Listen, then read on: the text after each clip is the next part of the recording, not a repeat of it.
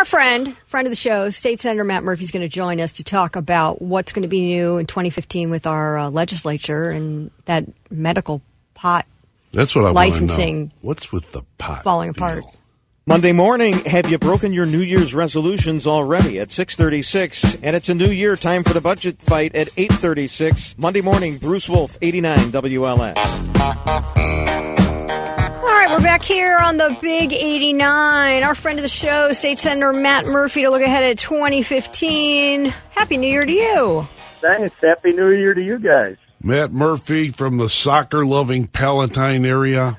You're right about the famous Palatine Celtics, the soccer, Schwaben, and other places, other I've clubs. Had 4 kids in the program, John. Yes, know them well. A wonderful game. Listen, Lauren has a big question because if we have, and I have kids too, and parents want to keep their money.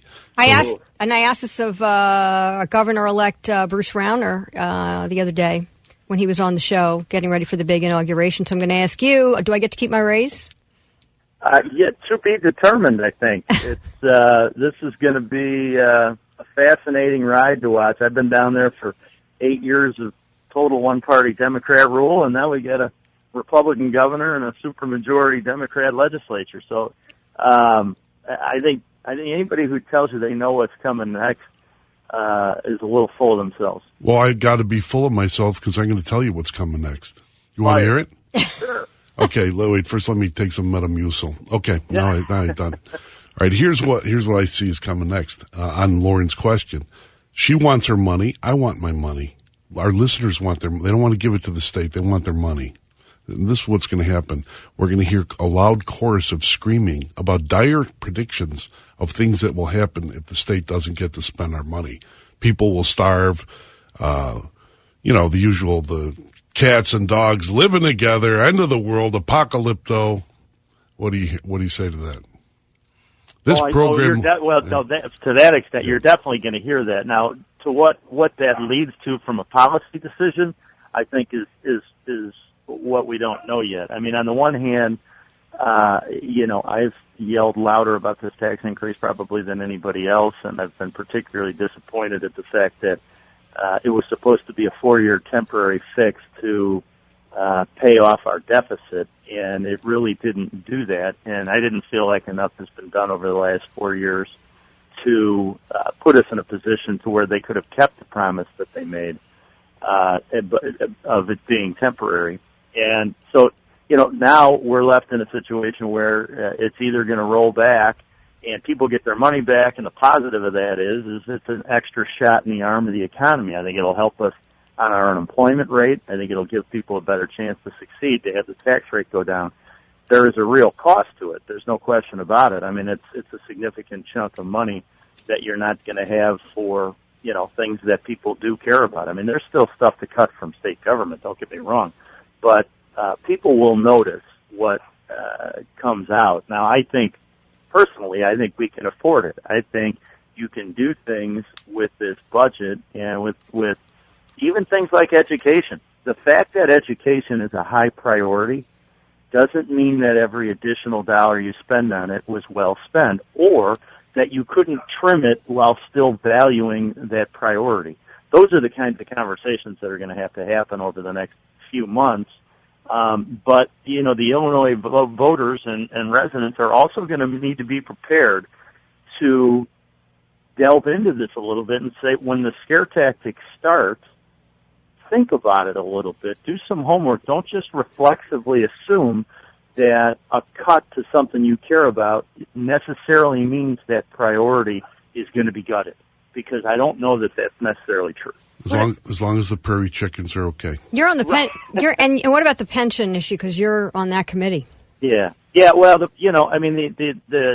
Supreme Court has the issue right now.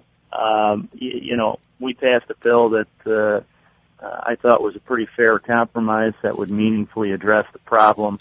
The Supreme Court has given an indication in an earlier case that they may not have liked what we did. So I'm worried about the pension issue because,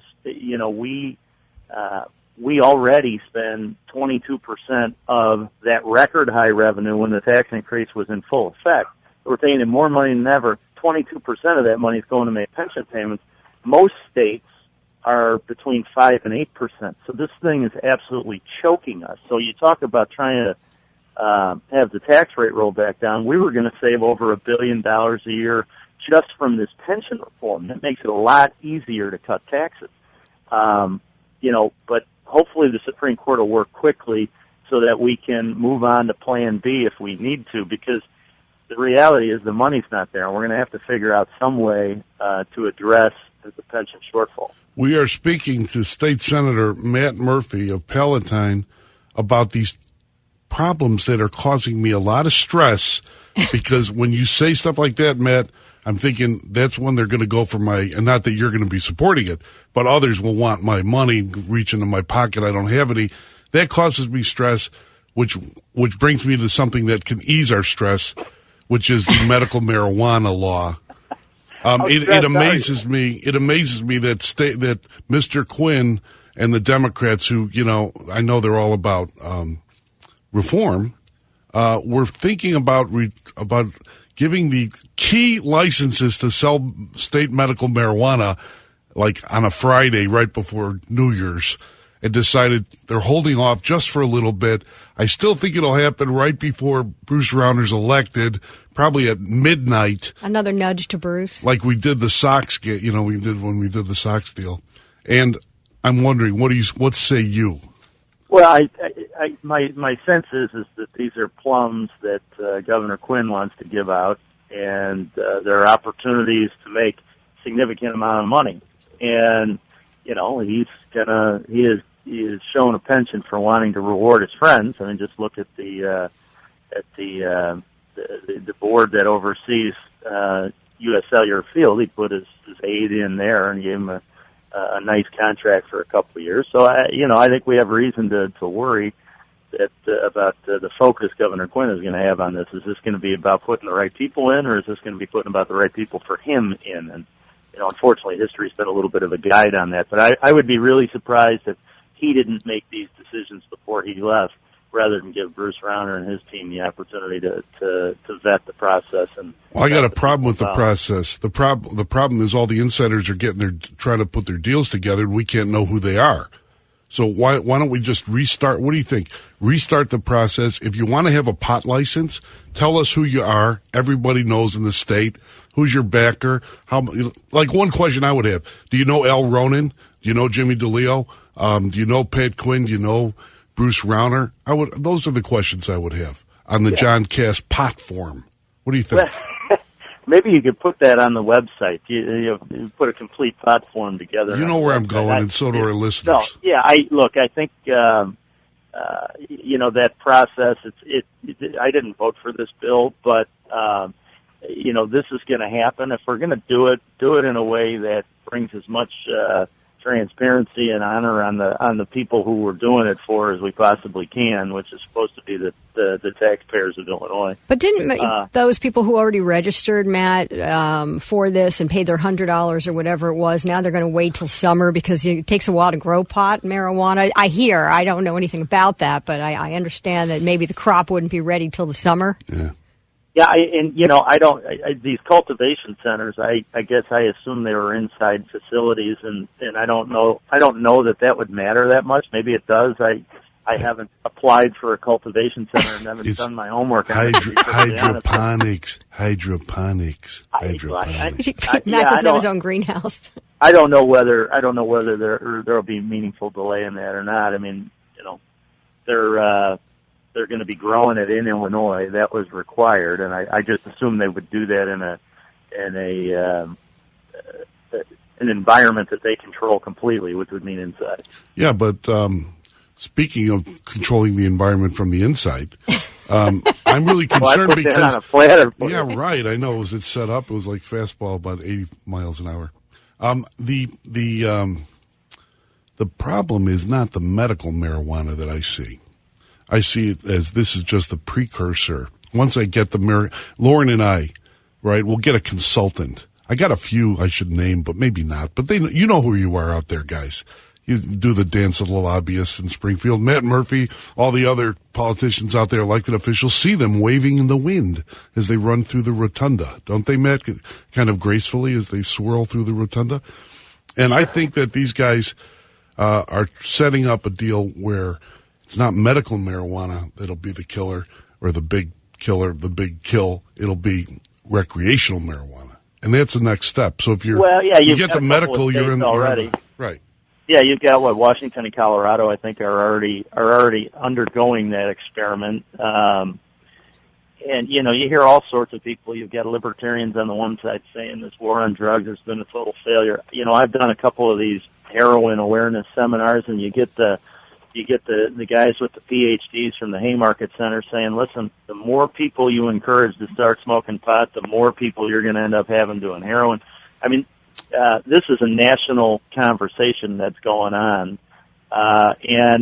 Frankly, I like the fact you got a couple of states other than the one I live in that are trying this out. And, we're going to get some answers, I think, as to whether or not this is scary as I think it is, or if maybe I'm off base and, it's not that big a deal. But that's kind of the beauty of the 50 laboratories from the 50 states. But I'd rather we not be first on that. Unfortunately, we're not. The one thing I will say for this law, it is a lot tighter, this medical marijuana law here in Illinois, than some of the others, like California, which I think was just de facto recreational with a medical cover. So if you're the nephew of a former Secretary of Transportation, you won't be getting the license then. That's what you're telling me. Well, no, that's so a different story. Right. No, that's a different story. Look, unfortunately, this is still going to go through a process where an outgoing governor is is giving out these licenses, and it's not an outgoing governor I've always had a lot of confidence in making decisions like this. So, from that standpoint, I'm not terribly excited. But in terms of how the law would function, in terms of, who gets access to medical marijuana, I think it's a little tighter than some of the other ones, California in particular. Just real quick, I want to ask you what you think then about the comptroller seat. What's going to happen? Well, there was one thing I was pleased Governor Quinn recognized as a two-appointment situation, and he, as an outgoing governor, can't appoint for 4 years after his term ends. I personally think that Rauner should put somebody in for 4 years, and we should eliminate the office and put it to the voters in between, so it's the last comptroller we ever had. Okay. Well, I got one more question for you. Yeah. Did you see the interview yet to find out what all this whole deal is, our war with North Korea? It is awesome. Have you seen it? I haven't seen it, and I have to confess I've been terribly uninterested in seeing the interview. What? Yeah, pretty uninterested in seeing the interview. But the whole notion that we're gonna start now allowing them to impact, what kind of movies we make and what sort of speech we do here. Seemed a little weak-kneed. You're missing out, Matt. You're missing out. There's a few funnies in there. You might want to rethink it. Right. And, I mean, it's a stupid movie. I'm not going to talk about this coming up, but I would say... Don't take it off the list. Do you like margaritas, Matt? I do. Do you like gladiator movies? We'll hold on to that. They've never been inside a Turkish prison either. Oh, State Senator Matt Murphy, thanks so much for joining us. See you, Matt. My pleasure, guys. Happy New Year. Well, we are going to talk about, if you, 312-591-8900, saw the interview out there and would like to talk about it with us, we're going to talk about that coming up at 9:49. But first, let's take a call and hear from one of our listeners. Good morning, Phil. Happy New Year to you. Happy New Year to you. Hey, Phil. So the property's already been under contract for Ray LaHood's nephew to get the growing site in Pekin, Illinois, directly across the street from the federal prison on Route 29 in South Pekin. All right, that's jskass@tribune.com. You will email me with all the details, Phil.